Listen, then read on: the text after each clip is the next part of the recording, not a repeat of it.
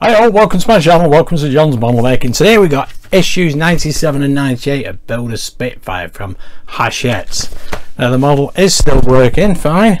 I've already tested it once this morning and it's working honky-dory, brilliant. Issue 97, we have the tail wing, or tail wings I should say, and there's a couple of panels for the top of the fuselage as well. So that is that. And issue 98 we have the panels for the front of the plane. That shouldn't be too difficult. And then all we've left with is issue 99. Now I've not received my replacement motor of Hachette yet, but I have been notified today that it is due in stock mid-July. So that's not bad, I suppose, a wait, but it would have only taken them what, 2.5 months, and I've still not got it. But anyway, wait and see for that one. Anyway, let's get on with the build.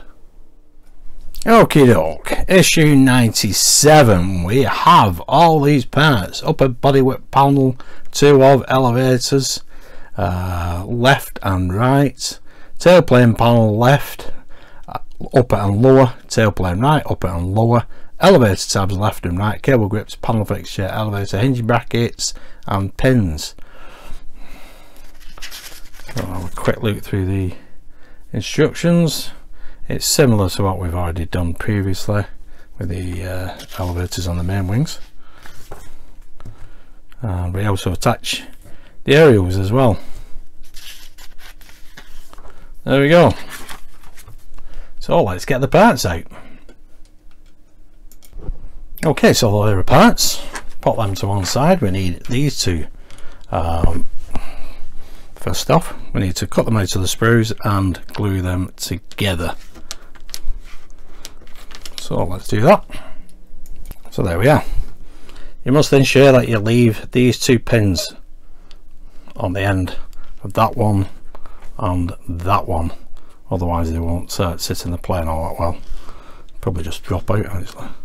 But we just need to test fit these first, just like that. So they are going to need some glue to keep these together anyway.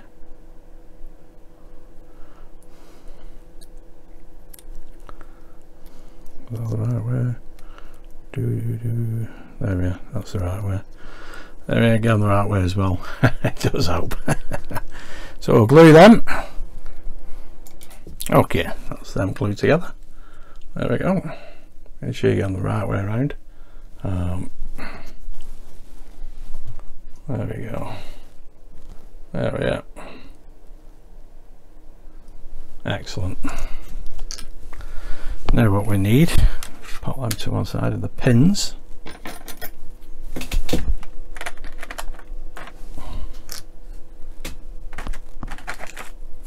And the hinges. Okay, now we've got everything, we can get the hinges out. Just need to pop the hinges here and here with that little shaft, and we don't need that at the moment, so pop that back in there. I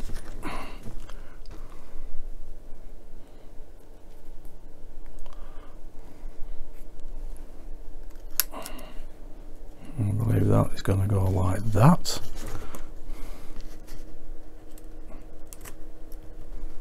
There we go, like that. And that pops on there with that little pip there facing upwards, and we do exactly the same on this side.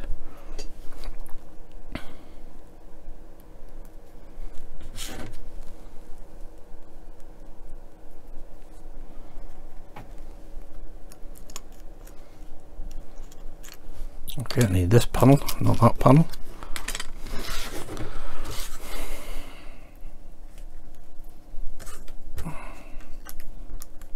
Get these set in place.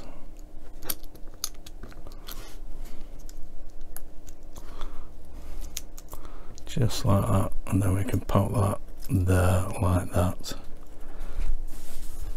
Excellent.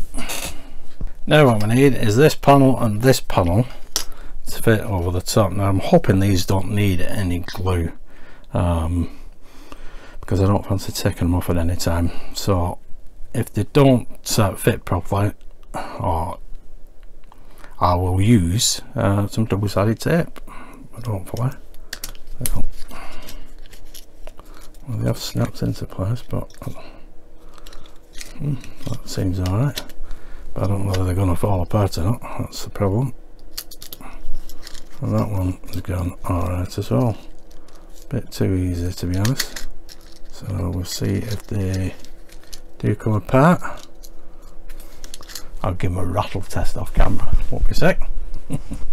No, I think they're going to be fine then. No glue. That was brilliant. It's a nice, it's not really snug tight fit, but there's no gaps there. So I'm quite happy with that actually. Excellent. Need the plane now. Okay, now we've got the plane. Let's pop these elevators in place. That goes through there, there like that. Now we need this under panel, the black one. Fit them hinges in there, and there we go. That's gone in nice and bolly. That's a nice tight fit, that.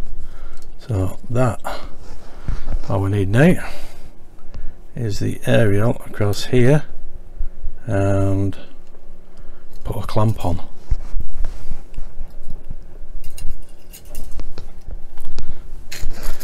And we can do this on this side.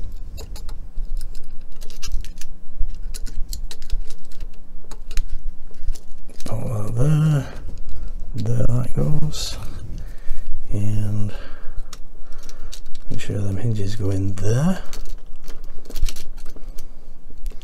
like that, and push it up.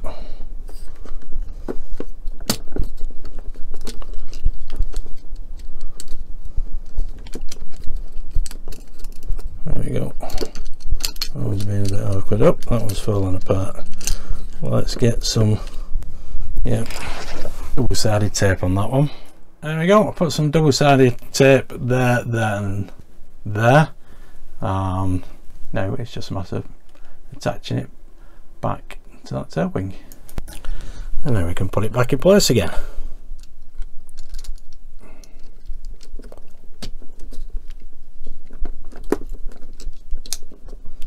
There we go. I'll just straighten that up in a minute. There we go, those are in place, those hinges. You just have to press them down. The firm grip on them hinges, them little clamps, and the underside of the tail wings are in place now. So that's the elevators in place. Okay, now we've got these clamps to fit in place for the aerial. I'll turn them off the sprue, and I just need to pull this across here, and it looks like it just needs a little bit more. There we go, that's the first one on. Just make sure this brass piece here comes out at this end.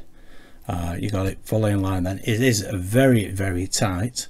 I put the aerial down here, the aerial wire down here, and pulled it through with nice pliers, and that's gripped it nicely now. Now all I need to do is cut the end piece off. There we go, and now we can pop on the upper panel.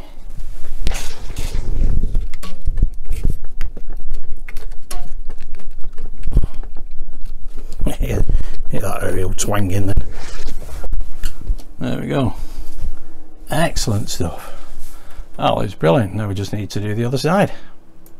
Here you can see the aerial. So if you pop it there like that, and from underneath grip it and pull at it, and that brass end piece needs to be over here. There's a little guide line here, so you can fit the clamp in place. It isn't easy, but you need to pull it there like that, and then this little clamp only goes on one way.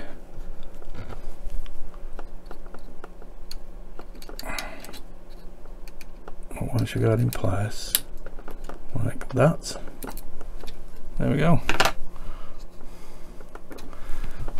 Good practice off the other one. Excellent stuff. Now we just need to put the upper panel in place. Right, so there we go. That's the tail wings in place. That way is quite taut. That one is taut as well. Just don't forget to cut the excess off, or you could just thread it into the plane. It doesn't, into the wings in between the two wing panels. It doesn't really matter, as long as it's not hanging out over the back, you'll be fine. So let's have a look what's next. There we go. That's one side, and that's the other side. Perfect. Excellent stuff. Oh, there we go, folks. That's issue 97 complete. That's the tail all in place. All that's left to do is to test it, see if them elevators work. Okay, let's switch it on.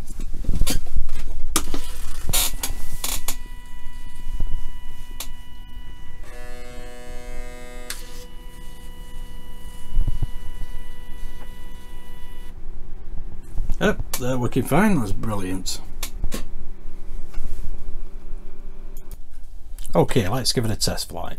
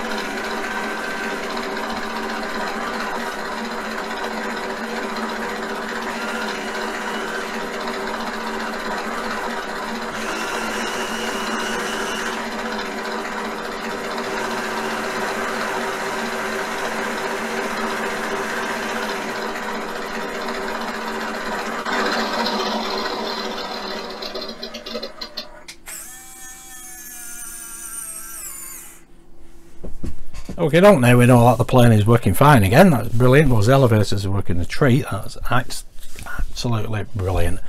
Okay, now the stories. Attacks up the Arakan. That's an excellent story. I'm not going to read it out to you, be here all day. And on the next page, number 136 Squadron, Spitfire 8s of number 136 Squadron on the ground in the Caucasus Islands in the Indian Ocean in September 1945, shortly before the Japanese surrender. And here we have a Hurricane 2C from number 136 Squadron being refueled, and a Spitfire 8 undergoing maintenance. And on the next page, Germany's Eastern Allies, Hungary.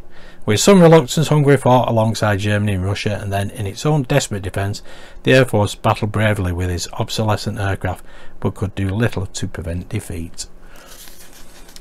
And here we have picture 2. The Royal Hungarian Air Force MAVAG Hezja was based on the Italian Reggiani RE2000.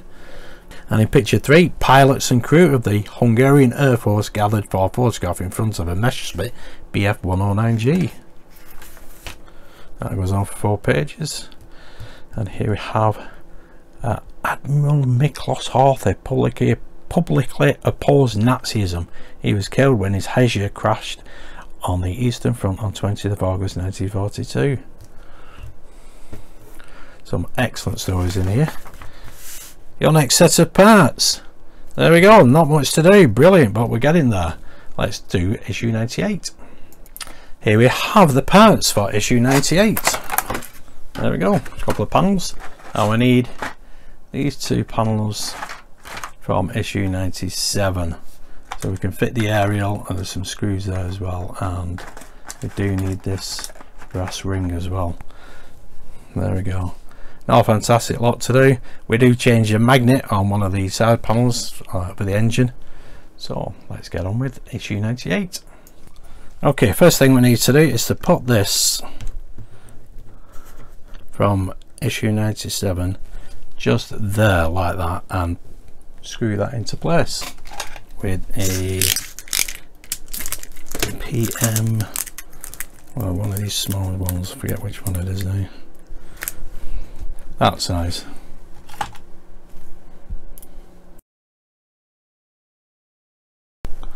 There you go, just like that.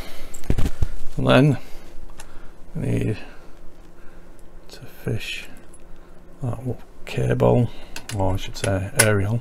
There we go. That now is magnetised into place. Excellent. We have some detail there to fit later, and over here we can fit this in place as well. I think we need one of these long screws from issue 97. It should fit through there. Yep, nicely, and then into the top there.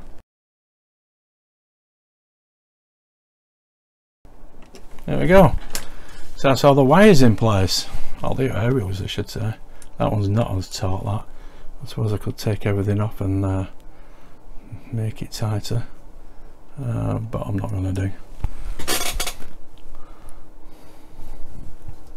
You see that alright? There we are, one screw there, and that is in place now. I do know we've got a lens for here. I think the only other thing we need to do here now is to pop this in place.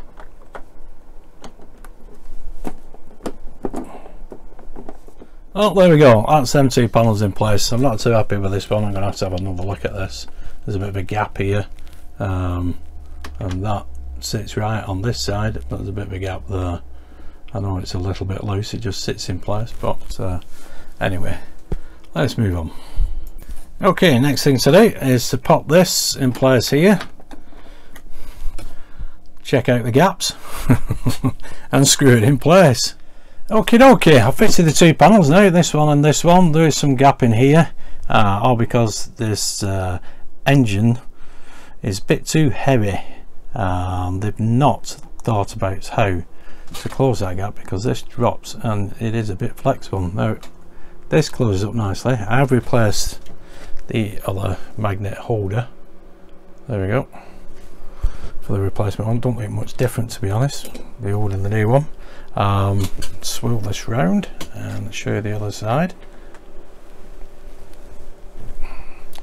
I got rid of the box because it was a pain. There you can see some gap in there as well. So I'm going to have to look at this off camera, because I have tried to spend some time on it, but as you can see, if I actually hold it at the back, there you go, you can close it up a little bit, but it's the front end just doesn't want to be here. It's too heavy basically, and that's why we get all that gap in. Might not look significant, but it's annoying. So anyway, there we go, that is issues 97 and 98 complete. I'm going to give it another test flight.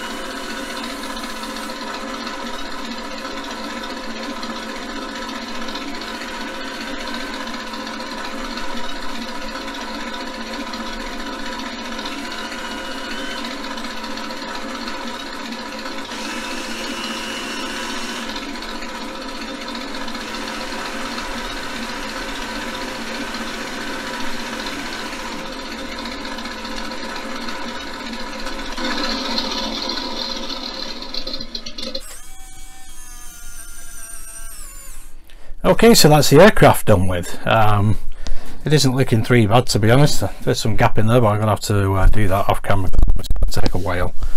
But anyway, the magazine, Merlin Spitfires on D-Day. Merlin powered Spitfire units played a critical role in securing air superiority over the Normandy beachheads on 6th of June 1944 upon the commencement of Operation Overlord. And here we have pilots and crew of number 422 Squadron at Ford Airfield in West Sussex.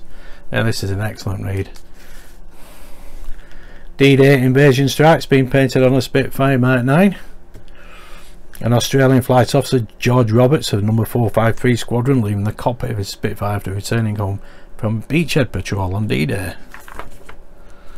And here we have number 411 Squadron, Canadian Manned 411 Squadron, exclusively flew Spitfires during its wartime service under RAF control, fighting on the Channel front and on the continent following the D-Day landings. And there are the pilots, handsome bunch.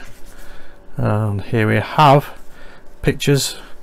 Number 2 Vampires of number 411 Squadron at Downsview in Ontario in the early 1950s, and equipped with EDO float CC123 Otter 948, served with number 411 Squadron at Downsview in the 1960s. Excellent stuff.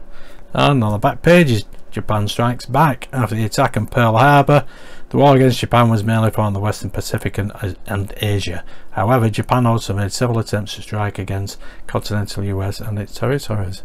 That's an interesting read as well. Balloon bombs. That's novel. Apparently there were thousands of them set off from Japanese occupied territory to terrorize the Americans on continental America. And there we go, next set of parts, issue 99, cockpit details in the pilot, but I'll have a look at that plane first, see if I can reduce that gap in. Anyway, I know everybody's been complaining about the gapping, and I can understand why. The front end of the plane is just too heavy, you can just spring it back. So is it a case of wedging underneath, prop it up, or is it a matter of clamping it at the top somewhere? It's not going to be an easy fix, I know that. Because once you put that panel in, and not the panel over the engine, but the one behind it, up to the cockpit, and you put the screw in, that when you put that screw in, it tends to take it a little bit forward. So I'm not sure if to prop it up underneath. Anyway, it's a little challenge I've got to overcome just to get it as well as I want it to. Anyway, but that is it. That is 97 and 98. Well, if you did like that, give us a big thumbs up, subscribe, hit that notification bell, and I'll see you shortly, probably next week. I'm hoping to get 99 out as quick as possible, but like I said, I've got to have a look at that plane and see what I can do with that gap in. And then we've just got the new issues from 107 to 110 to do. Brilliant stuff. They'll probably be on my channel next week in 2 batches. But anyway, thanks for watching, stay safe, and I'll see you soon. Bye for now.